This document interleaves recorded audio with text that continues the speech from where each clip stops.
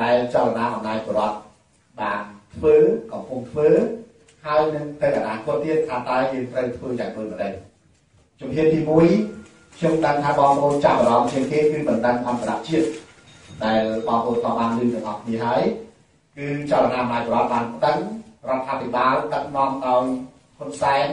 និងបកពួកគណៈបកប្រជាជនកម្ពុជាកាន់អំណាចនេះទៅតុលាការអក្រិតកម្មអន្តរជាតិ ICC ដែលមកដល់ពេលនេះគិតត្រូវពីថ្ងៃទី22ខែមិថុនាឆ្នាំ2012មកដល់ពេលនេះគឺមានរយៈកាលជិត2ឆ្នាំហើយដល់ខែ6នៅតែ3ខែខាងមុខនេះគឺយើងបាន2ឆ្នាំហើយការប្តឹងហ៊ុនសែនការប្តឹងបុគ្គលដែលជាអក្រិតជននៅតុលាការអក្រិតកម្មអន្តរជាតិហើយខ្ញុំក៏ដឹងដែរថាទឹកចិត្តបងប្អូនខ្មែរអ្នកស្នេហាជាតិអ្នកស្អប់អំពើអក្រិតកម្មអ្នកដែលស្រឡាញ់យុត្តិធម៌គឺចង់ឃើញយុត្តិធម៌ចង់ឃើញអក្រិតជនទទួលទោសប៉ុន្តែខ្ញុំសូមជម្រាបថានេះមិនមែនជាបណ្ដឹងចោលលួចមាន់លួចទាបែកកប៉ុកតាមភូមិតាមខុសទេគឺជាបណ្ដឹងមេដឹកនាំហើយមេដឹកនាំដែលកំពុងកាន់អំណាចកំពុងជិះជាន់កំពុងធ្វើបាបពលរដ្ឋដូច្នេះបណ្ដឹងនេះបណ្ដឹងទៅតុលាការអក្រិតកម្មអន្តរជាតិអញ្ចឹងប៉ុន្តែទោះបីយ៉ាងណាក៏ដោយសមិទ្ធផលលទ្ធផលមកដល់ថ្ងៃនេះខ្ញុំចាត់ទុកថាជាករណីមួយដែលមានភាពរីកចម្រើននិងលឿនពីព្រោះហេតុអីបានខ្ញុំថាលឿនយើងបានរៀបចំប្រម៉ែប្រមូលផុសតាងឯកសារស្នាមមេដៃ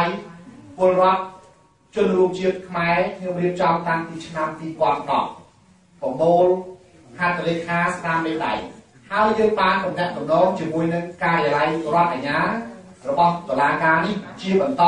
តាំងពីឆ្នាំ2010មករហូតដល់ឆ្នាំ2011ថ្ងៃទី24ខែតុលាឆ្នាំ2011គេបានអនុញ្ញាតឲ្យប្រតិភូរបស់ចលនាអំណាចរដ្ឋខ្មែរដឹកនាំដោយខ្ញុំបានផ្ទាល់យើងនាំក្រុមការងារពីសហរដ្ឋអាមេរិកពីអឺរ៉ុបទៅជួបមន្ត្រីការិយាល័យច្បាប់រដ្ឋអាជ្ញានិងកាលាវិជារបស់ ICC នៅទីក្រុងឡាអេប្រទេសកូឡុំគេបានឲ្យផ្លូវរបស់យើងសម្រាប់ជាជំហានតើថាតើដើម្បីប្តឹងយើងត្រូវធ្វើយ៉ាងដូចម្តេចហើយយើងបានធ្វើបែបបទមួយចំនួនតាមដែលគេណែនាំយើងពីព្រោះគេបានប្រាប់ថាគេរកចាំយើងយូរហើយវាអត់មានអ្នកណាមួយទៅជួបគេទៅនិយាយជាមួយគេនិងដើម្បីគេធ្វើការជាមួយយើងទេអញ្ចឹងត្រឹមពីថ្ងៃទី25ខែ11ខែតុលាឆ្នាំ2011មកយើងធ្វើរហូតមកដល់ថ្ងៃទី17ខែ3ឆ្នាំ2013បាទគឺថាខែ3ឆ្នាំ2000សំទោសឆ្នាំ2012គឺគេបានឲ្យថ្ងៃដែលយើងត្រូវ submit case ទៅគេអញ្ចឹងបានយើងរៀបចំដាក់ submit case នៅថ្ងៃទី22ខែមិថុនាឆ្នាំ2012គឺថាយើងបានដាក់ពាក្យបណ្ដឹងជាស្ថាពរតែយើងបានផ្សព្វផ្សាយហើយបន្តទៅទៀតដល់ថ្ងៃទី23ខែមករាឆ្នាំ2013យើងបានបន្ថែមគេហៅថាសេចក្តីថ្លែងហេតុរបស់ជនរងគ្រោះទៅគេទៀតគេបានឆ្លើយត្រឡប់ទៅយើងដូចខ្ញុំបានជម្រាបប្រាប់តាមបណ្ដាញសារព័ត៌មានគឺគេបើកករណីស៊ើបអង្កេតបឋមការបើកករណីស៊ើបអង្កេតបឋមនៅក្នុងបទអក្រិតដែលពាក់ព័ន្ធជាមួយនឹងមេដឹកនាំដែលជានាយករដ្ឋមន្ត្រីជាប្រមុខរដ្ឋឬក៏ជាអ្នកមុខអ្នកការដែលកំពុងនៅកាន់អំណាចគឺថាគេបើកករណីស៊ើបអង្កេតបឋមនេះរយៈពេល6ខែរាប់ពីខែមករាឆ្នាំ2013នេះគេបានផ្ញើសម្បត្តិថ្ងៃទី23ខែមករាឆ្នាំ2013អញ្ចឹងគេបើកការស៊ើបអង្កេតរាប់ពីត្រឹមនឹងទៅ6ខែបន្ទាប់មកគេធ្វើការវិនិច្ឆ័យតម្លៃលើរបាយការណ៍បទអក្រិតបន្ទាប់ពីគេធ្វើរបាយការណ៍លើបទអក្រិតរួចហើយគេត្រូវតែផ្ដល់ឱកាសទៅខាងរដ្ឋាភិបាលដើម្បីឲ្យរដ្ឋាភិបាលហ្នឹងគឺថាឆ្លើយតបនៅសំណួរច្រើនដែលការិយាល័យរដ្ឋអាជ្ញារបស់ ICC គេត្រូវតែចោទសួរដើម្បីឲ្យខាងរដ្ឋាភិបាលហ្នឹងគឺថាឆ្លើយតបថាសិទ្ធិការពារខ្លួននោះបាទប៉ុន្តែសួរថាខាងចលនាអំណាចរដ្ឋយើងធ្វើអីយើងធ្វើរហូតជាពិសេសគឺព្រឹត្តិការណ៍ក្រោយបោះឆ្នោតឆ្នាំ2013នេះយើងដឹងថាមានការសម្លាប់មានការគំរាមកំហែងមានការចាប់ដាក់គុកដល់សកម្មជនរបស់ព ពលរដ្ឋនៅក្នុងប្រទេសនេះគឺជាបណ្ដុំឯកសារដែលជនរងគ្រោះអ្នកស្លាប់រាប់ត្រឹមពីថ្ងៃទី16ខែកញ្ញាឆ្នាំ2013ថ្ងៃទី12ខែវិច្ឆិកាឆ្នាំ2013ថ្ងៃទី3ទី4ខែមករាឆ្នាំ2014គឺរបៀបដែលយើងត្រូវសន្និដ្ឋករណីបន្ថែមទៅ ICC គឺត្រូវមានទាំងអស់ហ្នឹងទី1ត្រូវមានគេហៅថាទម្រង់នៃសេចក្តីថ្លែងហេតុរបស់ជនរងគ្រោះគឺយើងមានហ្វមទម្រង់ទឹកដៃច្បាស់លាស់ទី2ត្រូវមានអត្តសញ្ញាណប័ណ្ណជនរងគ្រោះទី3ត្រូវមានរូបថតជនរងគ្រោះបើជនរងគ្រោះស្លាប់ត្រូវមានអត្តសញ្ញាណប័ណ្ណបានគ្រួសារនេះគឺជាអ្នកស្លាប់នៅក្នុងថ្ងៃទី2ទី3ខែមករាគឺត្រូវមានបន្ទំឯកសារទាំងអស់នេះហើយបន្ទំឯកសារទាំងអស់នេះគឺយើងត្រូវរៀបចំបកប្រែទៅជាភាសាអង់គ្លេសឬភាសាបារាំងយើងរើសយកភាសាមួយសម្រាប់តំណាក់តំណងជាមួយនឹងការិយាល័យរដ្ឋអាជ្ញាអញ្ចឹងគឺក្រុមការងាររបស់យើងទាំងក្នុងប្រទេសទាំងនៅក្រៅប្រទេសគឺបានធ្វើទាំងអស់សម្រាប់កិច្ចការទាំងអស់នេះហើយយើងប្រមូលឯកសារទាំងអស់នេះមិនមែនជារឿងងាយស្រួលទេបងប្អូនពីព្រោះគេបាញ់សម្រាប់ហើយគេទៅគម្រាមដល់គ្រួសារទៀតអាអ្នកបាញ់សម្រាប់ទៅគម្រាមដល់គ្រួសារអាអ្នកបន្ទឹកបង្អាក់ទៅបន្លាយដល់គ្រួសារគាត់ថាកុំឲ្យជឿចលនានេះចលនានោះទេផ្ដាស់ដឹងជឿទៅគណៈបកទី1បានហើយបាទហើយយើងមិនដែលបន្ទឹកបង្អាក់ទេបងប្អូនដល់បានស្ដាប់ការអធិប្បាយរបស់ខ្ញុំមិនដែលគិតថាគណៈបកដតីកុំប្តឹងចលនាដតីកុំប្តឹងខ្ញុំតែទៅលើថាទៅប្តឹងទាំងអស់ទេទៅឲ្យចូលរួមកម្លាំងប្តឹងទាំងអស់ទេទៅយើងធ្វើបានអីគឺថាយើងធ្វើហ្នឹងបើគេអាចចូលរួមប្តឹងបានក៏ប្តឹងតែប៉ុន្តែយើងមិនឃើញប្តឹងអញ្ចឹងដំណើររឿងទាំងអស់ឯកសារទាំងអស់នេះគឺជាឯកសារសម្រាប់អ្នកស្លាប់ដែលយើងទើបតែទទួលបានគឺ4ករណីផ្សេងទៀតបន្ទាប់ពីពួកគាត់រងចាំគណៈបកសង្គ្រោះជាតិនឹងវាយូរពេកអត់ឃើញហើយពួកអ្នកទាំង4អ្នកនេះគ្រួសារអ្នកទាំង4អ្នកនេះសិតតែចាំមិនពីព្រោះយើងទៅដំបូងយើងប្រមូលបាន7ទៅ10ករណីទាំងអ្នកស្លាប់ទាំងអ្នករស់យើងដាក់ទៅរួចហើយនៅសល់4អ្នកនេះគឺអ្នកស្លាប់ទាំងអស់ប៉ុន្តែអ្នកស្លាប់ទាំងអស់នេះត្រូវបានក្រុមគ្រួសារគេបំភ័យដោយគណៈបកសង្គ្រោះជាតិគេថាកុំទៅជឿចលនាណាអស់ចាំឲ្យគេប្តឹងអញ្ចឹងហើយបានឥឡូវអ្នកទាំង4នេះគឺថាយល់ព្រមបានផ្ដល់ព្រឹត្តមេដៃស្អីក្រុមគ្រួសារនឹងមកឲ្យយើងឥឡូវយើងរៀបចំ4ករណីទៀតស្លាប់ដាក់បញ្ចូលទៅ ICC ហើយពេលនេះ ICC គេកំពុងតែធ្វើការនៅក្នុងក្របខ័ណ្ឌការិយាល័យរដ្ឋអាជ្ញាដែលគេត្រូវបន្ថែមយន្តការស៊ើបអង្កេតនិងគេសួរសំណួរទៅរដ្ឋាភិបាលកាន់តែច្រើនដូច្នេះសំណុំរឿងនេះគឺកំពុងតែក្តៅកំពុងតែកោះប្រកាយឲ្យក្រុមអ្នកច្បាប់ក្រុមការិយាល័យរដ្ឋអាជ្ញារបស់ ICC ជាពិសេសគឺរួមទាំងសហគមន៍អន្តរជាតិផងដែរដែលគេបានជំរុញដែលគេបានជួយពលរដ្ឋខ្មែរយើងដែលរងគ្រោះទាំងអស់ហ្នឹងគឺថាឲ្យទទួលបានយុត្តិធម៌គេសូមជម្រាបថាតុលាការបើយើងមិនប្តឹងទៅគេមិនដឹងជាគេមានករណីអីគេអីមករកយុត្តិធម៌ឲ្យយើងទេអញ្ចឹងហើយបានជាសំខាន់បំផុតគឺថាយើងត្រូវតែប្តឹងឥឡូវយើងប្តឹងហើយគឺមានអាយុកាលជិត2ឆ្នាំហើយអ្វីដែលយើងត្រូវតែបន្តធ្វើគឺបាត់អក្រិតទាំងឡាយណាដែលប្រព្រឹត្តដោយហ៊ុនសែននៅរដ្ឋាភិបាលហ៊ុនសែនគឺយើងត្រូវតែរៀបចំសំណុំរឿងចងក្រងឯកសារនេះហ្នឹងគឺដាក់ទៅទាំងអស់ដាក់ទៅជាករណីហ្នឹងទាំងអស់ហើយដូច្នេះគឺថាបន្ទាប់ពីយើងដាក់ទៅរួចហើយមិនយូរទេគេនឹងបញ្ជូនសមាជិកភាពអ្នកស៊ើបអង្កេតទៅដល់គ្រួសារទៅដល់បុគ្គលដែលជាសាច់ញាតិដែលជាតំណាងឲ្យគ្រួសារជនរងគ្រោះទាំងអស់ប៉ុន្តែ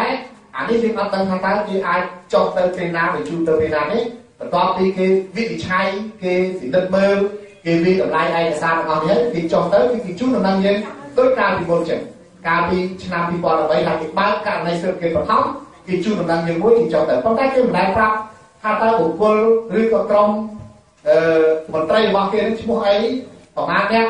មុខបត់យ៉ាងម៉េចគេមិនដែលប្រាប់យើងទេពីព្រោះនេះជានីតិវិធីរបស់តុលាការហើយមែនតើឯកសារមួយចំនួនដែលគេតាក់ទងជាមួយយើងនឹងទៀតសោតមានឯកសារខ្លះយើងផ្សាយបានតែឯកសារខ្លះយើងមិនអាចផ្សាយបានទេពីព្រោះនៅក្នុងកម្រិត confidentiality ហើយជាពិសេសគឺមនុស្សបុគ្គលដែលគេចាត់ទុកថាជាសាក្សីសំខាន់ឬក៏ជាមុខសញ្ញាជនរងគ្រោះដែលគេត្រូវសុភានឹងគេត្រូវការពារគេមាននីតិវិធីការពារ ពីព្រោះគេមិនអាចទៅយកសាក់សីឬក៏ជនរងគ្រោះរាប់រយអ្នករាប់សិបគ្រួសារហ្នឹងចេញមកបានដើម្បីការពារសុវត្ថិភាពទាំងស្រុងគេមាននីតិវិធីរបស់គេដើម្បីធ្វើអញ្ចឹងគឺថានេះគឺជាជំហាននៅក្នុងតុលាការអក្រិតកម្មអន្តរជាតិ ICC ដែលចលនាអំណាចបរដ្ឋដែលក្រុមការងាររបស់យើងកំពុងធ្វើនិងបន្តធ្វើដើម្បីរកយុត្តិធម៌ជូនពលរដ្ឋខ្មែររបស់យើងបាទនេះជាកិច្ចការទី2ដែលយើងវិវត្តដោយបងប្អូនបានឃើញរូបភាពទាំងអស់មកដល់ថ្ងៃនេះដោយលោកពូជាប្រព័ន្ធបានលើកឡើងមិញហ្នឹងគឺថាការលាបពណ៌ហើយខ្ញុំក៏ធ្លាប់បានបោះស្រាយបញ្យល់ដែរខ្ញុំបានប្រាប់ថាខ្ញុំស្គាល់ថាពណ៌ធម្មជាតិរបស់ខ្ញុំពណ៌អីដូច្នេះខ្ញុំអត់ដែលឈឺចិត្តខ្ញុំអត់ដែលតូចចិត្តខ្ញុំមិនដែលខឹងឬក៏មិនដែលខ្វាយខ្វល់ចំពោះអ្នកដែលព្យាយាមលាបពណ៌លើខ្លួនខ្ញុំទេពីព្រោះពណ៌ដែលមិនមែនជាពណ៌ធម្មជាតិរបស់ខ្ញុំឲ្យតែខ្ញុំខំប្រឹងធ្វើការឲ្យច្រើនបែបនេះទៅវាជ្រះឯងហើយអ្នកដែលលាបពណ៌លើយើងហើយលាបមិនឃើញជាប់ទេយូរយូរទៅចង់អស់ថវិកាទិញថ្នាំពណ៌មកទៀតហើយដូច្នេះការពិតគឺទៅតែការពិតគឺមានតែមួយគ្មាននរណាម្នាក់អាចបង្កើតការពិតបានទេចំណុចនេះឯងដែលខ្ញុំបានលើកឡើងពីទឹកញយថាអំណាចពលរដ្ឋគឺជាអំណាចធម្មជាតិគឺជាសិទ្ធិធម្មជាតិគឺជាសេរីភាពធម្មជាតិហើយដែលមានមូលដ្ឋានដល់ពី3ចំណុចនៃសេរីភាពធម្មជាតិតែ3ទី1សេរីភាពនៃការគិតទី2សេរីភាពនៃការនិយាយទី3សេរីភាពនៃការធ្វើសេរីភាពធម្មជាតិតែ3នេះបើសិនជាមនុស្សពលរដ្ឋជនជាតិណាដែលបាត់បង់សេរីភាពតែ3នេះគឺយើងខ្លាចជាអ្នកគប់ហើយអ្នកទោសហើយទោះបីយើងមិនរស់នៅក្នុងគុកយើងរស់នៅក្នុងផ្ទះរស់នៅក្នុងប្រទេសបើគេបោកអាសេរីភាព3ហ្នឹងគឺយើងជាអ្នកទោសស្វ័យប្រវត្តិហើយកុំនេះគឺគេលុបបំបាត់សេរីភាពទាំង3ហ្នឹងគេតអា3ហ្នឹងពីយើងគេមិនឲ្យយើងគិតទេនៅស្រុកខ្មែរយើងក្រៅអំណាចរបស់កុំនេះគេថាម៉េចគ្រាន់តែគិតជិតជាប់គុកបាទអត់ហ៊ានគិតបើគិតទៅវាជិតជាប់គុកបាត់ហើយបាទ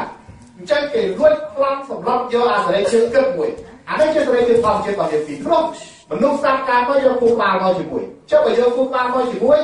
ហើយមិនឲ្យមនុស្សគិតតើយកគូក្បាលមកដើម្បីអីទី2យកគាត់យកអំណាចយកមកជាមួយគិតឃើញហើយត្រូវតែនិយាយបើគិតឃើញហើយមិននិយាយទៅស្ទះដើមទ្រូងពីចលនាឈាមដល់អត់ទេអញ្ចឹងត្រូវតែនិយាយដល់ពេលនិយាយគេបាត់គាត់មិនឲ្យនិយាយទៀតអញ្ចឹងយើងនៅតែជាអ្នកគប់ពេលនិយាយហើយបើសិនជាគេ